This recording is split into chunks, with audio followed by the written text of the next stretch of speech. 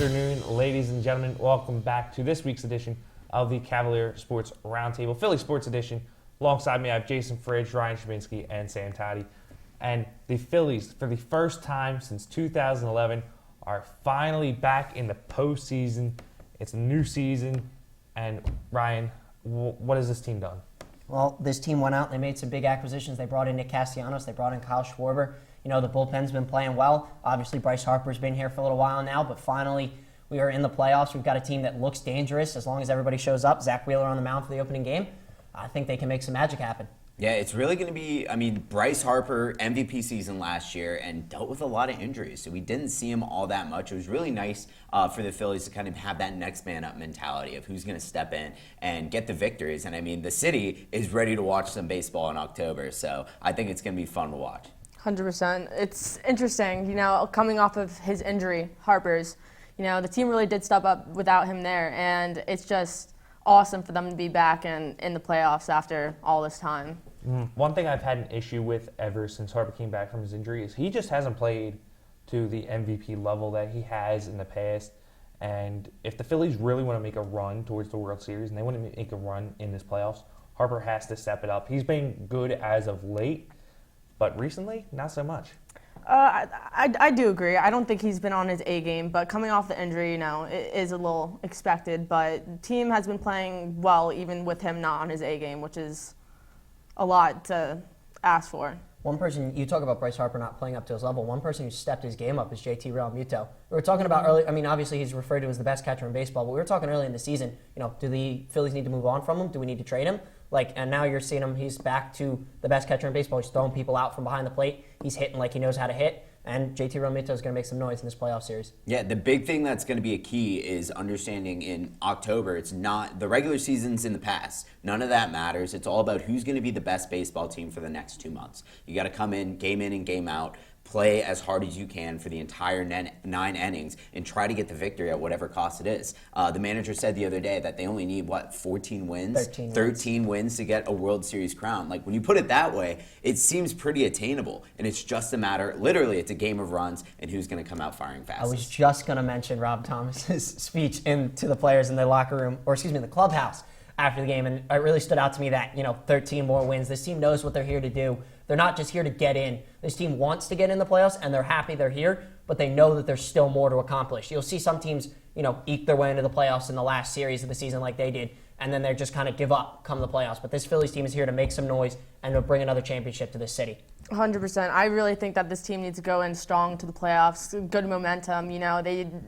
We do have Segura, Hoskins, Bohm. All of them have been playing up so far, so hopefully they can keep it that way. Yeah, and sorry, I didn't mean to cut you up, but how about Philly Rob? I just love to talk about him. Yeah. After they gave Joe Girardi, they gave him the can, and he deserved it. Yes. So I love this team. I love what Philly Rob has been able to do.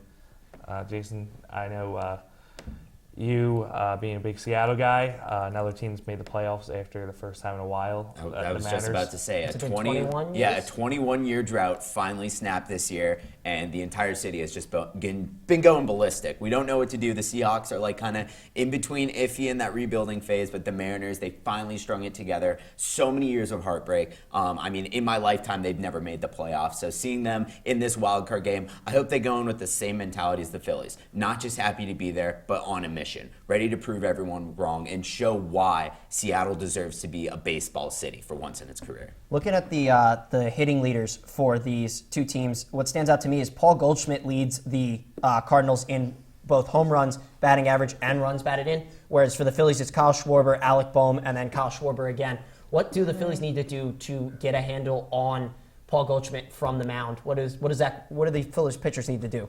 The one thing they need to do is just command the strike zone. And speaking of somebody that's been commanding, how about Jalen Hurts and the Philadelphia Eagles, 4-0? We love to see it. Fly, Eagles, fly. Keep singing the song. They just beat the Jacksonville Jaguars, and they've been turning a lot of heads. 100%. Hurts, he came to this season with something to prove. He had a lot of negativity last year and a lot of doubts from a lot of Eagles fans especially, and all of the NFL actually, but he came into the season with the right mindset, and he has been leading this team to victory. He has been doing awesome.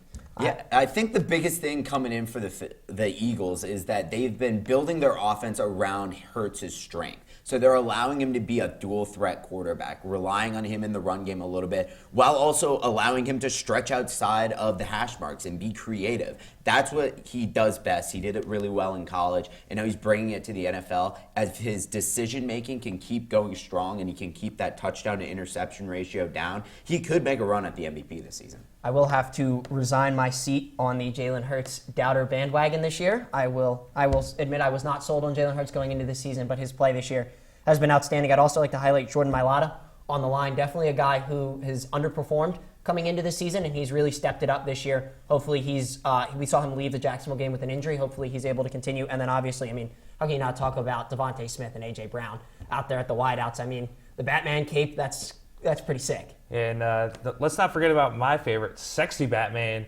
Jason Kelce. Fat Batman. Whatever they decide to on him. But I love how this team, Howie Roseman always preaches it, built from the trenches. That defensive line, Hassan Reddick. Oh, my goodness. We've seen so much out of him early this season. The first couple games struggled a little bit, but in these last 2 games, wow. And Jordan Davis and Fletcher Cox on that defensive tackle position have just been absolute madmen.